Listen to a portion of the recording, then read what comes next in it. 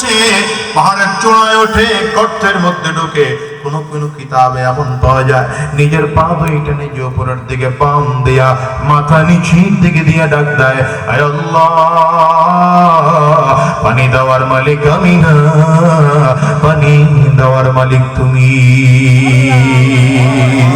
বলেন সবকিছু ক্ষমতা একমাত্র কার? আঙ্গুলটা উঁচা করেছিলেন জোরে বলে রাব্বে কারীম নিজের পরিচয় নিজেই করে তুলে ধরেন, ইন্নাল্লাহ আলা কুল্লি শাইইন কাদির।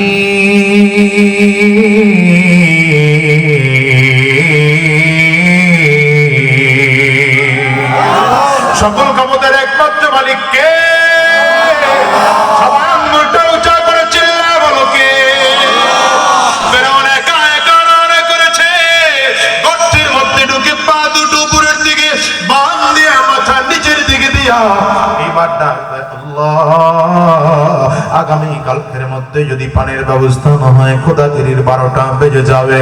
আয় আল্লাহ, যেমন করে হোক পানি দিয়ে দাও। রব্বে কারীমের ওয়াদা আছে, উদউনি আস্তাজিব লাকুম। গোলাম রে, মুসিবতের মধ্যে পড়ে গেছো, আমি আল্লাহ তাআলাকে ডাকো, আমি আল্লাহ তাআলা তোমার ডাকের সাড়া দেওয়ার জন্য তৈয়ার আছি। আল্লাহ তাআলা ফিরআউনের দোয়াকেও আল্লাহ আজকে কবুল করবেন। ওই ইবলিস, ইবলিসের দোয়া আল্লাহ তাআলা কবুল করেছিলেন কোন সময়? যখন আল্লাহ তাআলার রহমতি দরবার থেকে বের করে দেওয়া হয়, ওই সময় ইবলিসের দোয়া আল্লাহ তাআলা কবুল করেছে। সেইখান থেকে ফেরাউন টের পায় আল্লাহ পাকের কাছে চাওয়ার মতো চাইতে পারেন, আল্লাহ তাআলা কারো হাত খালি ফিরিয়ে দেন না। ইবলিসের মাধ্যমে ইবলিসের চাওয়া দেখে আল্লাহ তাআলার কাছে এইবার ফেরাউন ডেকে বলে, আয় আল্লাহ, নীল দরিয়ার পানি শুকিয়ে গেল, আগামী কালকের মধ্যে যদি পানির ব্যবস্থা না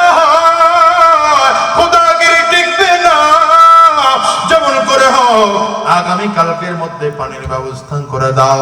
আল্লাহ পাকের কাছে লম্বা সময় ফেরাউন দোয়া করতেছে, দোয়া করে করে রাত গভীর থেকে শুরু করে দোয়া শুরু করেছে।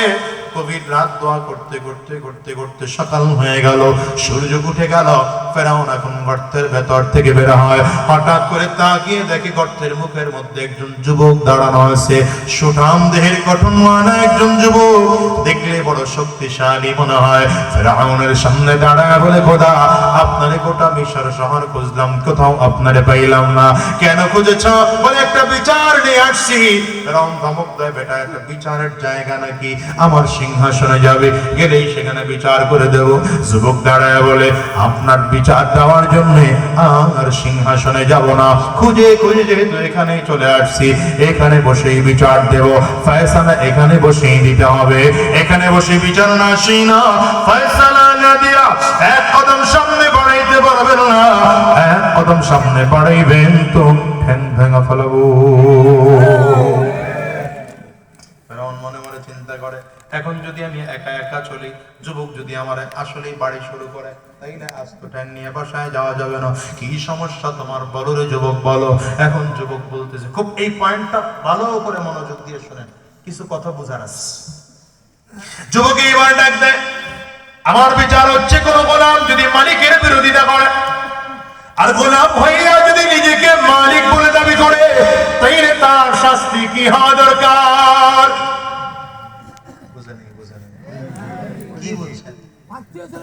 কথা বলতে দেরি হয়।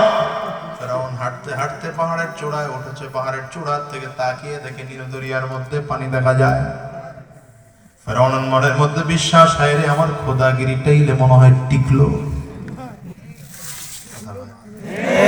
এত খুশি, যুবকের প্রশ্নের উত্তরে ডাক দিয়া বলে, যে গোলাম মালিকের বিরোধিতা করবে আর নিজেকেই নিজে মালিক বলে দাবি করবে, তার শাস্তি হলো এমন নীল দরিয়ার পানির মধ্যে চুবাইয়া মারা। কাগজ কলম লাগায় দিল, স্যার একটু লিখে দেন। এখন ফেরাউন লিখে দিছে, কোন গোলাম যদি মালিকের বিরোধিতা করে, গোলাম হইয়া যদি নিজেকে মালিক বলে দাবি করে, তাইলে তার শাস্তি হলো নীল দরিয়ার মতো পানির মধ্যে চুবাইয়া চুবাইয়া মারা। আল্লাহর বান্দা ফেরাউনকে দিয়ে কাগজের মধ্যে লাগাইয়া ডাক দিয়া বলে, এখানে একটু স্বাক্ষর দিয়ে দেন। ফেরাউন স্বাক্ষর দিয়ে দিল, চলে গেল ফেরাউন ফেরাউনের জায়গায় চলে গেল। এবার মানুষটা মানুষের জায়গায় চলে গেল। ফেরাউন এলাকায় ঢোকার পরে ক্ষমতার পাওয়ার কি পরিমাণ বাড়লো মনে করে, মনে হয় যেন 2024 আবার নতুন করে ক্ষমতা পাইছে। এখন আর কাউরে সহ্য হয় না, সবগুলো তারা, এমনকি পয়গম্বর মুসা আলাইহিস সালামকে সহ্য হয় না, যেমন করে এই দেশের আলেমদেরকে সহ্য হয় না। আলেমদেরকে ধরে ধরে ধরে ধরে জেলের মধ্যে ভরা হয়েছিল। মামলা দেওয়া হলো আল্লামা দিলওয়ার হোসেন সাইদি সাহেবের বিরুদ্ধে মামলা। কি মামলা? বলে 71 সময় নারী ধর্ষণ করেছে, 71 সময় মানবতা বিরোধী ছিলেন। নাউজুবিল্লাহ। 2-1 বছর পরে জোরে কইলেন না তো? মামলা দেওয়া হলো আল্লামা মামুনুল হক সাহেবের বিরুদ্ধে। কি মামলা? বলে আল্লামা মামুনুল হক সাহেব ধর্ষণ করেছে।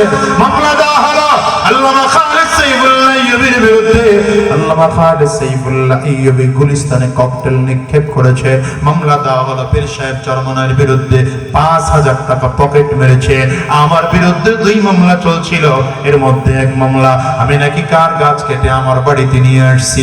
আমি বলি মিয়া, আলেমদেরকে যারা মামলা করেছো, হামলা করেছো, চক্রান্ত করেছো, ষড়যন্ত্র করেছো, আজকে গোটা বাংলার দিকে তাকিয়ে তাকিয়ে দেখো, আমরা উলামায়ে কেরাম আজ মাথা উঁচু করে কথা বলি, গলা টান করে কথা বলি, বুকটা উঁচু করে কথা বলি, কিন্তু যারা মামলা করেছে, হামলা করেছে, চক্রান্ত ষড়যন্ত্র করেছো, তাকে তাকে দেখো, তোমরা কলা পাতার বিছানায় ঘুমাইয়া বাঁচতে পারো না।